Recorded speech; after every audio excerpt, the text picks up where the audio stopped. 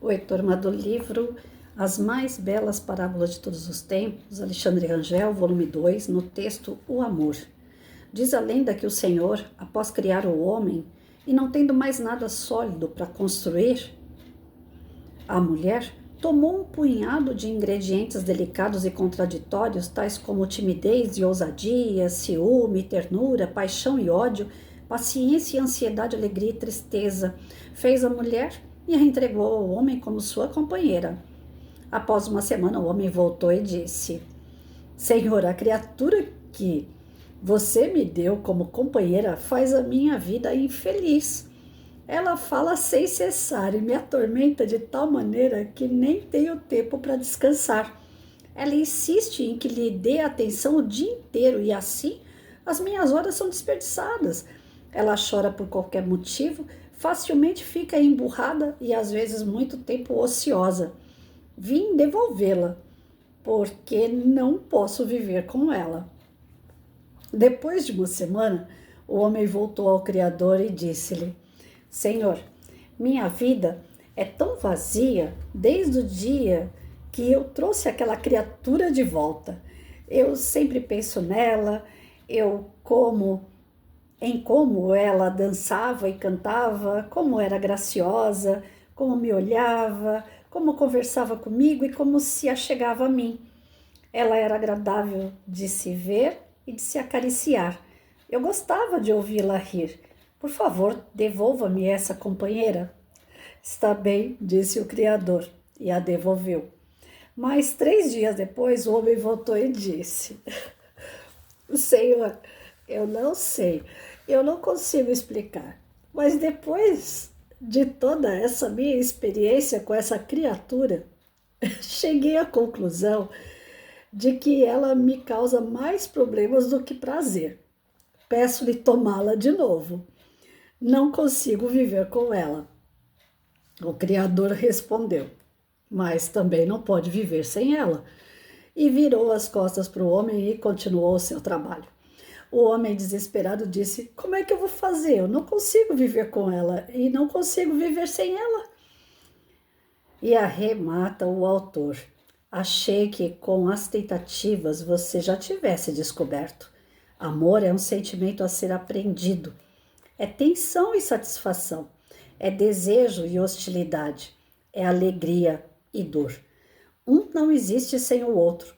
A felicidade é apenas uma parte integrante do amor. Isso é o que deve ser aprendido. O sofrimento também pertence ao amor. Esse é o grande mistério do amor, a sua própria beleza e o seu próprio fardo. Em todo o esforço para o aprendizado do amor, é preciso considerar sempre a doação e o sacrifício, ao lado da satisfação e da alegria. A pessoa terá sempre de abdicar alguma coisa para possuir ou ganhar outra coisa.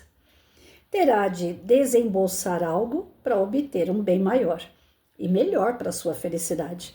É como plantar uma árvore diante de uma janela. Ganha sombra, mas perde uma parte da paisagem. Troca o silêncio pelo gorjeio da passarada ao amanhecer. É preciso considerar tudo isso quando dispomos a enfrentar o aprendizado do amor. Ai, gente, eu tô rindo aqui porque é bem isso, né? Todos os relacionamentos, do que a gente escuta, é a questão dos homens reclamando que mulher fala demais, que mulher manda demais, que mulher é muito intensa para tudo e eles são mais devagar, aí eles sofrem na mão da mulherada. É incrível, só que dentro desse fundamento de parábola existe uma verdade. Os relacionamentos não são aquela coisa assim que a gente assiste nas novelas, nos contos de fada, tudo lindo e maravilhoso, você se apaixona e tá tudo certo, né? E vive aquela paixão incessante, como é que fala? Que não acaba nunca, incessante, né? Eu acho que é essa a palavra. E a sensação que eu tenho, né, diante das reclamações, que eu tenho bastante amigo homem, né? E o que eu tenho de ideia, assim, do que eles passam, é algo assim que não tem como tirar da mulher também, né? Como a mulher fala demais, como é que você vai fazer a mulher ficar calada? Só na hora da comida, eu só fico quieta na hora que eu tô comendo. tem jeito. Eu tô aposentada, era para mim ficar quieta dentro de casa. O que que eu fui fazer? Fui procurar fazer canais, fui procurar fazer leituras, ou seja, falar. É difícil se tirar aquilo que é próprio da mulher, né? E essas experiências que nós temos de seres tão diferentes, né? Da mulher ser mais para falar, para fazer, agitada, quero para ontem, né? Tem que ser agora. E o homem, depois a gente vê, daqui a pouco eu vou. Essa diferença toda é para entrar num equilíbrio, né? Os dois são feitos diferentes justamente para se chegar num equilíbrio. E quando esse equilíbrio realmente acontece, a harmonia está feita. Aí sim, é um casal de verdade, é um amor de verdade, dentro do respeito, dentro da sinceridade, da verdade, da cumplicidade, da reciprocidade, da empatia, do companheirismo, né? Eu tenho visto, assim, amadurecer muito a questão que eu tenho dentro de mim sobre o que é amor. Eu tenho trabalhado muito isso nos últimos 2 anos e meio, quase 3 anos. O que é amor, né? Porque eu fui aquela menina que não saía. Eu só ia para a escola, da escola eu ia para casa. Então, o meu mundo era tão restrito que o que eu via era novela, era filmes, Romeu e Julieta, todas as versões, até da Turma da Mônica eu cheguei a assistir, adorava Romeu e Julieta, que é um amor mais puro e verdadeiro do que Romeu e Julieta, que afinal de contas vivem aquele amor proibido e se encontrando às escondidas e no final das contas até se matam porque querem ficar juntos, né? Então eu vivia aqueles romances de época, Sim a Moça, né? Que era uma novela, uma história muito bonita em relação ao amor proibido. Sei lá, Bela e a Fera, Cinderela, Branca de Neve, tantas histórias que a gente cresce ouvindo, vendo, assistindo, lendo. E aquilo, querendo ou não, incorpora na gente, sabe? Constrói o ser humano que nós vamos ser. Quando eu comecei a dar aula, eu tinha essa preocupação, porque eu falava assim, o que eu vou entregar na mão do meu aluno para fortalecer o caráter dele? Porque eu me vi, diante de reflexões ao longo da vida, que tudo que eu tinha estudado, tudo que eu tinha lido, assistido, participado, feito, eram muitas ilusões e que isso eu trouxe para minha vida pessoal. Então eu queria viver um amor, né, que fosse algo assim maior do que tudo. E eu vivi. Eu não posso reclamar. Eu acho que uma das poucas pessoas no mundo que pode dizer assim, eu vivi um amor verdadeiro. Por que eu digo que é um amor verdadeiro? Porque o cara tava lá em Caraguá, meu marido, né? Que depois nós chegamos a casar, nós tivemos um filho, formamos família e tudo. Pena que um menor matou ele e eu acabei ficando viúva. Já vai fazer 20 anos que eu tô viúva. Mas nós vivemos o verdadeiro amor. Por que eu falo que é o verdadeiro amor? Porque são quilômetros pra caramba, de São Paulo pra Caraguá. Nós, na época, não tínhamos nem celular, nem dinheiro para comprar ficha de orelhão, tinha que juntar dinheiro para conseguir ficha de orelhão. Nós vivíamos à base de cartas, que demorava uma carta por semana para chegar. Eu mandava uma carta, demorava 3 dias para chegar até ele. Ele fazia a carta de volta, demorava 3 dias para chegar para mim. Não tínhamos nenhum tipo de amigos em comum que pudesse facilitar, ajudar dentro desses encontros que nós tínhamos. Era sofrido demais marcar um encontro. Eu não entendia quase nada de São Paulo, eu tinha que ir até São Paulo andar sozinha, morria de medo para que a gente não se encontrasse em bairro e de repente alguém visse e contasse para minha mãe que o problema era minha mãe, né? Então assim, 6 anos namorando escondido. E aí depois daquele grande amor escondido, quando a gente casa, a gente vê que aquele grande amor ele começa a esfacelar na tua mão. Porque o dia a dia, né, o trabalho, a questão financeira, as responsabilidades, a prova, né, de quanto você ama o outro, quanto você quer ficar com o outro, quanto você aguenta a rabugice do outro, né, a mulher tem TPM, o homem tem aquele momento que ele quer ficar na caixinha do nada e a mulher não quer que ele fique na caixinha do nada, o respeito, né, o gosto, chega um dado momento que um quer ir para a direita, outro quer ir para a esquerda. E aí, esses desequilíbrios dentro do relacionamento, da convivência, mostra que o verdadeiro amor pode cair por terra. Que toda aquela coisa, né, do romantismo vai para o ralo abaixo. Então, para nós, isso daí significa o quê? Ilusão. Esse amor que as pessoas entendem como homem, mulher, relacionamento a dois, é por ilusão. Porque o verdadeiro amor não é esse. Aí tá. Quando eu virei professora, eu falei assim, uai, eu não vou poder fazer a mesma coisa com os meus alunos. Eu não vou poder trabalhar Branca de Neve e os Sete Anões com os meus alunos e falar para eles que tudo vai ser lindo e maravilhoso, que tudo vai dar jeito, né? Que a mulher vai estar lá deitada, dormindo, o sono da beleza dela, um príncipe vem, beija na boca e ela acorda e vai casar e vai ser rica e vai ter filhos e vai ser tudo lindo. Não posso viver nesse conto de fada com meus alunos, ainda mais que eles tinham um problema muito pior do que o meu, né? Que é a falta de estrutura familiar. Grande parte deles não tinha uma estrutura familiar.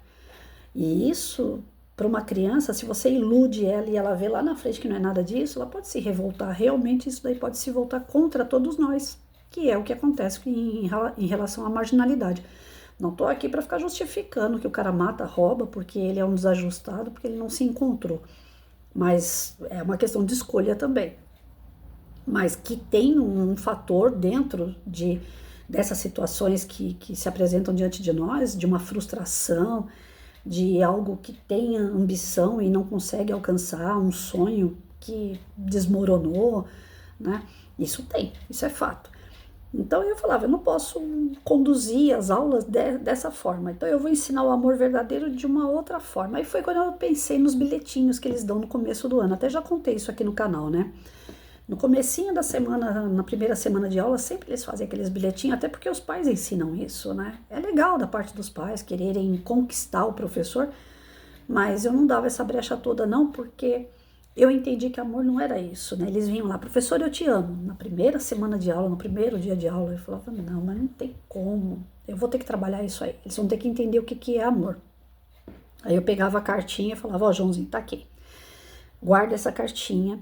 No final do ano, depois eu te dar nota vermelha, te deixar de castigo, brigar com você, falar coisas que você não quer ouvir, te corrigir, né? Mandar você fazer o exercício 10 vezes até você acertar. Depois que a gente passa por uma série de situações, se você ainda assim achar que você gosta de mim, que você soube entender que tudo que eu estava fazendo, por mais que você não gostasse, era pro teu bem, né? E ainda assim você me admirar, ainda assim você gostar de verdade de mim, aí eu vou dizer pra você que é amor, aí no final do ano eu recebo tua carta, pode ser? Então eu fazia esse trato com os meus alunos. E isso já era a segunda etapa de entendimento sobre o que é amor, né? Essa era a minha segunda etapa. Eu estava conseguindo transferir o amor verdadeiro para as condições verdadeiras, saindo daquele amor ilusório do relacionamento de Romeu e Julieta, que eu falei do início. Até aí eu achei que eu tava, né, tô indo bem na fita, eu tô indo bem na prova. Até que agora, há pouco tempo, nesses 2 anos e meio de investimento de livros, de estudos, vindo nos canais, trazendo, né, uma literatura diferenciada, onde a gente para, reflete, desenvolve pensamentos diferentes, acaba que aprendendo alguma coisinha diferente, não é isso? E eu aprendi também que o amor, ele pode ser ainda mais sublime do que esse amor verdadeiro, do que esse amor que supera tempo, espaço, distância, planos, né? Eu não deixei de amar meu marido porque ele está no campo espiritual, eu continuo amando, respeitando ele da mesma forma. Lógico que ele está desencarnado e eu encarnada, ele desencarnado pode ser que ele conheça uma outra moça lá no plano espiritual e eu aqui posso conhecer um outro rapaz.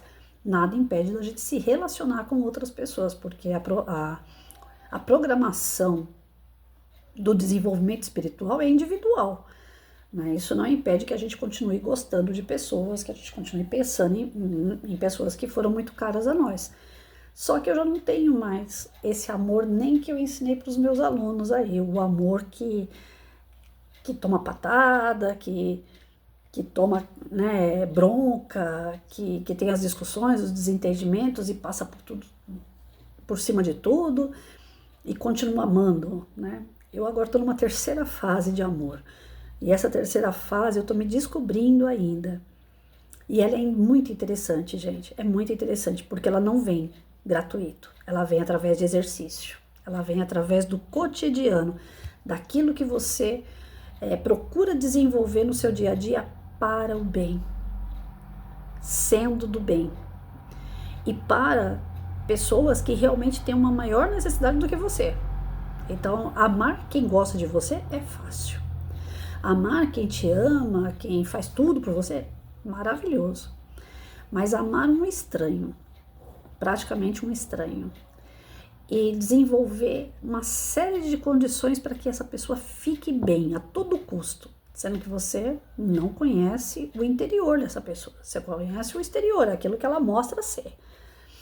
E aí você procura de todas as formas fazer com que essa pessoa fique bem. E olha que de vez em quando a pessoa fica meio amargurada, a pessoa fica meio revoltada, né? Fica bravo. E você passa por cima disso porque você ainda continua amando e querendo o bem daquela pessoa. Então eu tô nessa terceira fase, porque amar à distância, amar sob bronca, sobre alguns desentendimentos, é fácil. Eu achei que era difícil, mas é fácil. Agora, amar à distância, com uma série de adversidades, praticamente para um desconhecido, que até então é uma pessoa que você não encontra o íntimo dela, você conversa com ela até no querer mais, mas você não consegue entrar no íntimo dela, você só vê a estampa, não é? E ainda assim você sentir uma tremenda vontade de agir sobre a vida da pessoa, para que você veja nela apenas um sorriso. Eu estou descobrindo esse amor. E eu acredito que esse amor é aquele amor que tolera tudo. É aquele amor que realmente Jesus queria nos ensinar. Né? Que pode doer, pode ferir, mas você continua amando. Porque o problema não está em você, está em quem está te ferindo. A situação que está ruim. Não é você. Você está fazendo a sua parte. E você é insistente, você continua fazendo independente de qualquer coisa. Ontem eu estava lendo esse livro aqui, no outro canal, Francisco de Assis. Só que eu ainda não cheguei na parte de Francisco de Assis, eu tô em João. João foi colocado num local onde parecia uma cratera vulcânica, né? Deserto, com um pouco de água, totalmente sozinho, sob ameaças de soldados que eram comandados pelo império da época, né? Que não queriam João solto pelas ruas, porque João era primo de Jesus e ele andou com Maria depois da morte de Jesus. E aí eles queriam a cabeça de João. Só que eles não podiam matar João assim logo em seguida, porque o império também podia cair com todas essas mortes de personalidades fortes e atuantes na sociedade, como era Jesus, como era João e tantos outros, né? Então a caça tinha que ser devagar. Primeiro isolava a pessoa, né, tirava do meio de campo, aquela coisa toda. Coisa que a gente vê até hoje acontecer no nosso atual governo aí. Vai tirando aos poucos, vai queimando a pessoa aos poucos e depois dá um chute extraordinário para levar para bem longe, né? E aí colocaram o João num lugar assim que ele não tinha nada para fazer. O que ele começou a fazer? Falar com os animais. Os animais, os poucos animais que apareciam, ele conversava. E nessa de conversar, os animais chegavam até ele, né? E a demonstração que ele tinha pelos animais era de total respeito. E olha, um ser humano pensante, né? Mostrando aos animais a sua igualdade, como pode? Se a gente é pensante, o animal não é. Então, como que eu vou conversar com um animal se eu não falo a mesma língua que ele? João não pensou nisso. A sua humildade era tão grande que ele chegava junto aos animais e conseguia ter um diálogo. Os animais escutavam ele. De tantos soldados ficarem vendo aquela cena, os soldados falaram para ele: olha, você foi pedido, né? Você agora tem que ir lá numa caçarola cheia de óleo lá, vão te esfolar todinho, você vai morrer.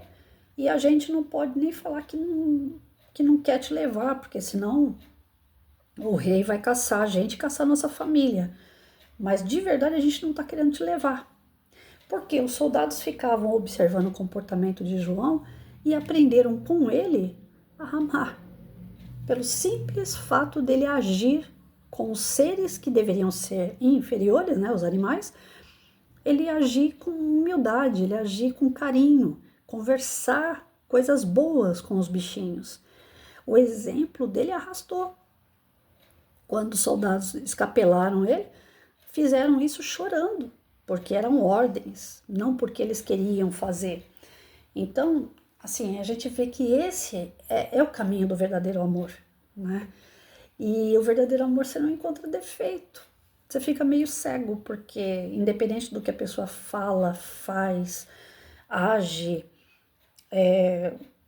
do jeito que ela reage, não quer dizer nada a respeito de você. Você fica. O João, ele estava completamente indiferente às atitudes do rei, independente das atitudes dos soldados. Ele agia com o coração leve, dentro desse princípio de amor. E aí a gente volta de novo lá no que o texto estava dizendo, né? O marido reclama pra caramba das atitudes da mulher porque nós estamos longe ainda desse amor, próximo ao amor ágape, que é aquele amor que transcende, aquele amor verdadeiro, que se doa, que abre mão, né? Porque a mulher geralmente não quer abrir mão de nada, sempre ela que tem razão. O homem, por sua vez, endurece, às vezes aceita o que a mulher fala, mas lá no seu íntimo fica remoendo. Aí é onde começam as traições, porque o homem fala, eu tô de saco cheio, né? A mulher só faz isso, eu já sei se eu brigar com ela, ela vai sentar e vai chorar. A gente é tão previsível, né? A mulher é tão previsível que primeiro ela fica pegando no pé, ela enche o saco, ela fica ali cutucando, cutucando. Aí o cara estoura, aí ela estoura também. Depois que ela estoura, aí ela vê que não deu resultado, que o cara não baixou a guarda, aí ela começa a chorar. Aí ela faz aquela cena de vítima, que a pessoa não gosta dela, que ela não é ouvida, que ela é a última na fila do pão. E esse vitimismo hoje está dando margem para um outro negócio que a gente chama de, como é que é? Narcisista, né? Tem pessoas que estão gostando tanto dessa ideia de se fazer de vítima que se tornam narcisista mesmo. Fazem ensaios constantes de ser vítima. E por mais que você mostre que ela está se fazendo de vítima, que ela não tem motivo para isso, ela ainda se faz de vítima. Se torna uma pessoa doente, desequilibrada. Então nós estamos vivendo uma sociedade bem nesse nível, né? De pessoas que estão ainda batendo a cabeça na parede porque não conseguem viver em sociedade, não conseguem viver em família, não conseguem viver relacionamentos a dois. E aí, pior de tudo, nós estamos vivendo um momento de tanto egoísmo que quando você conversa com uma pessoa já adulta, que já sofreu algumas decepções amorosas ou que já teve alguns relacionamentos, você fala, você quer alguma coisa sério? Você quer um namoro sério, pelo menos? Né? Com 50, você pergunta para outra pessoa com 50, você quer namorar sério? Ah, não sei se eu tô preparado para isso. Ah, não sei se eu quero isso. Né? Eu gosto de você, eu gosto da sua companhia, mas não sei se vai dar em namoro, porque, sei lá, não tá bom assim, né? Ou então outras pessoas que nem falam, simplesmente vão levando, né? Eu tava vendo ontem uma figurinha que apareceu no Facebook, tem aqueles caras que vão chegando pelas bordas, né? Ele chega, ele te agrada, ele vem um dia na sua casa, ele vem 2 dias, ele te chama para ir no cinema, ele vai pelas bordas, ele vai conduzindo o relacionamento da maneira dele até ele pegar a presa. Quando ele acerta a presa, aí ele continua levando essa situação do tipo assim, vamos levar morno esse relacionamento, sem nada certo. Se der, sexta-feira a gente vai se ver. Se der, no mês que vem a gente vai em tal lugar. Esse se der corrói o outro, que é coisa séria. Corrói, acaba com a autoestima do outro. Então, relacionamentos assim são doentios também. São pessoas que já foram traídas, frustradas, que já não assumiram responsabilidade nenhuma na vida e querem conduzir isso para o resto da sua vida, a vida dos outros também.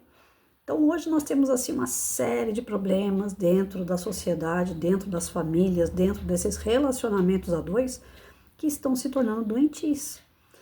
Ou o homem aprende, né? Como Deus falou nesse texto da parábola, que a mulher vai ter o lado bom e o lado ruim, ele vai ter que conviver com os dois, e a mulher também vai ter que conviver com o lado bom e o lado ruim do homem, com empatia, com camaradagem, com companheirismo, com respeito, com responsabilidade, né? É um compromisso assumido a dois e que foi dado sim por Deus. Isso não é parábola, isso é real. Nós fomos feitos um para o outro, homem e mulher, para criar laços, formar famílias e desenvolver. Ou seja, dessa família vai nascer outras pessoas. dessa família vai dar continuidade à vida humana. Se todo mundo começar a pensar que não tem que se envolver, que não tem que amar, que não tem que estar junto com alguém, a humanidade vai entrar em extinção. Porque é o que acontece com todas as raças. Todos os reinos que nós conhecemos, eles só se desenvolvem através da procriação. Se não tiver uma procriação, não desenvolve. E aí? Então nós temos que ter essa noção de que vai haver os reveses, vai ter momento que a mulher vai estar chata pra caramba. Nesse momento o homem brinca, releva, faz um carinho, dá um chocolate, leva pra passear, mas não entre na mesma pilha. A mulher vai ver o homem estressado com o trabalho, vai chegar preocupado, uma questão financeira. A mulher é parceirona, ela tem que chegar lá e achar a solução, ela tem que ser prática. Olha, você tá passando por isso? Não, mas isso daí é só agora, daqui a pouco isso passa. Olha, tem uma solução assim, assim, assado, porque a mulher é muito cabeça. O homem, ele demora para ter sentimento, ele demora para mostrar que ele ama através de um bombom, através de um carinho, ele é mais, né? Pelo menos a nossa educação, culturalmente dizendo, o homem é aquele cara mais bruto. A mulher, ela já se entrega mais pro emocional, mas dentro do relacionamento mesmo, até hoje, a experiência que eu tive de 32 anos em sala de aula, eu vi a mulherada conduzindo a família. O homem é aquele cara que ajuda a abastecer a casa, né? Ele é o provedor da casa, querendo ou não, geralmente ele ganha mais do que a mulher, geralmente, não é todos os casos, mas geralmente ele ganha mais do que a mulher, ele é o provedor, mas ele é o descabeçado. Então quem é a cabeça que vai pegar o dinheiro do provedor e vai sair distribuindo para as coisas que precisam ser compradas e pagas é a mulher. Quem vai administrar a casa é a mulher. Quem vai administrar praticamente a educação dos filhos é a mulher. Querendo ou não, a gente não pode tirar essa parte do protetor. A mulher educa os filhos, 90% é ela ali com os filhos, beleza. Mas aqueles 10% do pai é para manter a ordem dentro de casa e o respeito. Então, a gente não pode tirar isso do pai. E na sala de aula eu cansei de ver isso, tem pais que são boca aberta. O filho tá falando assim, a professora tá mentindo, pai. Aí o pai vem pra cima da professora, professora, como é que a senhora tá falando isso do meu filho? Meu filho não é nada disso. Ao invés de proteger, cuidar, zelar e corrigir o próprio filho, não. O pai vem pra cima do professor. Então nós estamos vendo muitos mesmo casais, muitos relacionamentos que estão indo por água abaixo. Por falta de amor, o amor verdadeiro, né? Não é amor-paixão, o amor ilusão de Romeu e Julieta. E em razão disso, crianças frágeis. Crianças que não têm autonomia, crianças que não têm discernimento, crianças que não têm atitude, crianças que não são responsáveis. Então nós precisamos realmente refletir, apesar de ser engraçado o texto, mas nós precisamos refletir sobre isso daí, mudar essa condição. O homem precisa voltar a ser aquele provedor, aquele cara que é o segurança da casa, o que transmite a segurança na casa, o cara que a mulher pode contar com o colo dele, com o abraço dele, e vice-versa, né? Que apesar da mulherada ser um pouco mais surtada, que os homens tenham paciência, porque um tá aí pro outro justamente para desenvolver valores. Ninguém tá à toa, né, junto. Quando nós formamos casais, quando nós formamos família, é justamente na intenção de que um complete o outro. Não que nós somos incompletos enquanto ser humano, metade da laranja, não, nada disso. Mas completar em termos de conhecimento, completar em termos de moral, de princípio. Por isso que é tão importante, né? Antes de firmar um compromisso, saber bem com quem você está firmando. Porque não vale ficar nessa de querer devolver para Deus, né? Ó, tá bom, tá aqui. Tá ruim, tá, Deus, pega de volta. Ah, Deus, senti falta, traz de volta. Não, isso aí vira sem vergonhice. E isso aí Deus não quer, não. Ele quer que a gente seja responsável diante de todas as nossas escolhas. Saibam escolher, pensem bem antes de tomar uma atitude. Não vem com esse papo dessa molecada de hoje, né? Nós vamos ficar juntos. Se der certo, Deus. Se não der, a gente separa. Isso aí não é conversa certa. Isso aí mostra o quanto que essa molecada tá frágil. E não, eu falo molecada, mas na verdade tem muita gente adulta frágil, moralmente frágil, né? Na parte sentimental, completamente desequilibrado. Então, bora lá, refletir sobre o assunto, que relacionamento não é fácil, mas tem um lado muito bom, você ter alguém do teu lado que você possa contar. Mas tem que saber escolher, né, gente? Tem que Não pode ficar devolvendo para Deus, não.